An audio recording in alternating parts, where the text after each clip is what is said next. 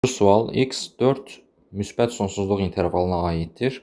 O halda modul 12 çıxılsın 3x üstə gəl 3x ifadəsi nəyə bərabər olar? Əvvəlcə modula nəzər yetirmək lazımdır. Modul daxilində ifadə 12 çıxılsın 3x-dir. X 4-dən böyük olduğu üçün 3-ü 4-ə vuranda, yəni x-in yerinə 4 yazsaq əgər 3-ü 4-ə vuranda 12 eləyir. Deməli 3x-in qiyməti 12-dən böyükdür. Və buna görə də 12 çıxılsın 12-dən böyük ədəd mənfi olacaq. Mənfi ədədin modulu isə müsbət olması üçün bu daxildə yazılan ifadənin qarşısına mənfi qoymaq lazımdır. Yəni nə demək istəyirəm? Misal üçün modul mənfi 3 yazılıbsa, modulun daxilindəki ədəd mənfidir deyə bunun qiymətini tapmaq üçün daxildə olan ədədi yazırıq olduğu kimi və bunun qarşısına da bir dənə mənfi işarəsi qoyuruq ki, 2 mənfi bizə müsbət versin, doğru cavabı tapaq. Eynən bunun kimi də burada da bu daxildə olan ifadə mənfi olduğu üçün yəni bu modulları açanda qarşısına mənfi işarəsi qoymağımız lazımdır. 12 çıxılsın 3x üstə gəl 3x bərabərdir. İndi mötərizəni açaq. Mənfiləri paylayanda mənfi 12, mənfi və mənfi müsbət verir. Üstə gəl 3x, üstə gəl 3x bərabərdir. 6x çıxılsın 12. Doğru cavab D bəndidir. 11-ci sual. Düzbucaqlı üçbucaqda iti bucaqlardan birinin sinusu 5-də 3-ə bərabərdir. Digər iti bucağın tangensini tapın. Çəkək verilən məsələyə uyğun olaraq çertyojumuzu.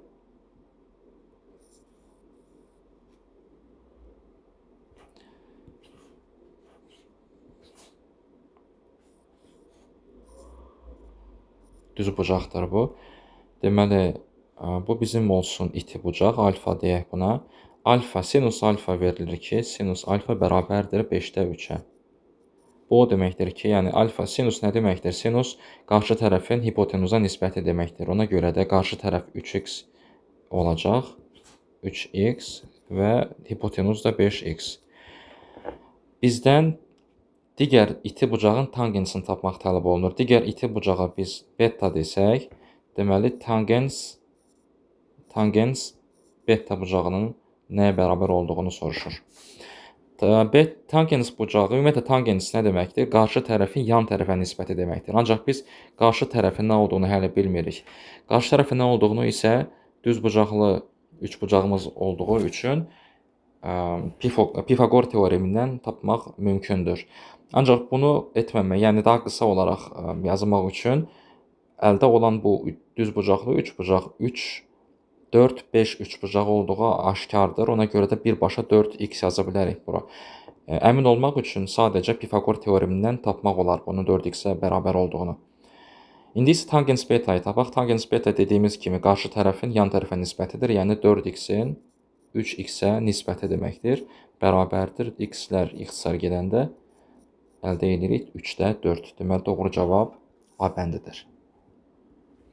12-ci sual. Prezident seçkilərində bütün seçicilərin səsləri A, B və C olaraq 3 namizədə paylandı. Səs bölgüsünü göstərən dairəvi diaqramda A-nın müvafiq sektorunun bucağı B-nin müvafiq sektorunun bucağından 30 dərəcə kiçikdir. C-nin müvafiq sektorunun bucağı B-nin müvafiq sektorunun bucağından 60 dərəcə kiçikdir. A-nın topladığı səslərin sayı C-nin topladığı səslərin sayından neçə faiz artıqdır? Bizə verilir deməli 3 namizəd. Bunlardan A namizədinin topladığı səs, daha doğrusu dairəvi diaqramda onun mərkəzi bucağı B-nin sektorunun mərkəzi bucağından neçə dərəcə? 30 dərəcə kiçikdir deyir.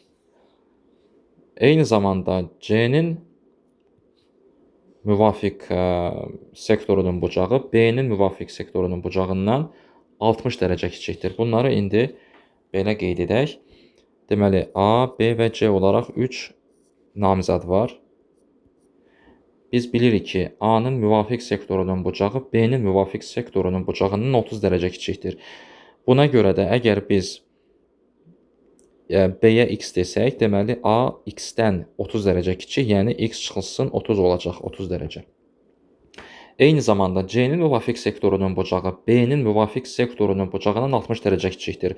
BX olanda C ondan 60 dərəcə kiçikdir deyə X çıxılsın 60 yazırıq burada dərəcə. İndi əvvəlcə bunların hər birinin neçə dərəcə olduğunu tapaq. Bunun üçün biz bilirik ki, bunlar cəmi 360 dərəcə olması lazımdır. Çünki dairənin bucaq ölçüsü tam bucaq 360 dərəcədir. İndi bunu tapmaq üçün toplayırıq bu əldə olan A, B və C bucaqlarını. X minus 30 üstəgəl X çıxılsın 60 bərabərdir 360.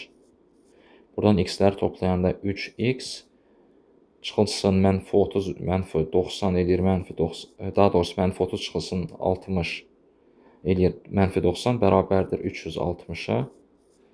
3X bərabərdir 360 toplayaq 90, 450. Buradan X bərabərdir 450 bölünsün 3, yəni 150 dərəcə. İndi isə əgər X 150 dərəcədirsə, bizdən nəyi soruşur? Bizdən deməli A-nın topladığı səslərin sayı C-nin topladığı səslərin sayından neçə faiz artıqdır bunu soruşur. Yaxşı. Əvvəlcə deməli A və C-nin neçə dərəcə olduğunu tapmamız lazımdır. Əgər X 150-dirsə, 150 çıxılsın 30, deməli A-nın müvafiq bucağı dairəvi diaqramda 120 dərəcədir. C-nin isə 150 çıxılsın 60, 90 dərəcədir. İndi dərəcə olaraq A C-dən neçə dərəcə artıqdır? 120 çıxılsın 90, 30 dərəcə artıqdır. Ancaq bizdən dərəcə olaraq yox, faiz olaraq soruşur. Buna görə də biz nisbət götürürük. Nisbət götürəndə aşağıda deməli hansı C namizədin deyirdi. Yəni C namizədindən neçə faiz artıqdır dediyi üçün aşağıda C-nin uyğun bucağını yazırıq. C-yə uyğun olan bucaq 90 dərəcədir. Deməli aşağıya 90 yazacağıq. Yuxarıda isə neçə dərəcə, yəni A C-dən neçə dərəcə artıqdırsa onu yazırıq. 30 dərəcədir. Bunu tapdıq. Deməli yuxarı 30 yazılacaq və bizə faiz lazım olduğu üçün bu nisbəti vururuq 100-ə. Bərabərdir. 30 və 90-ı 30-a ixtisar etsək 1 və 3 qalır. Deməli 3-də 100 əldə edirik. 3-də 100 isə 33,3-də 1% deməkdir. Deməli doğru cavab G bəndi 33,3-də 1% deməli artıqdır.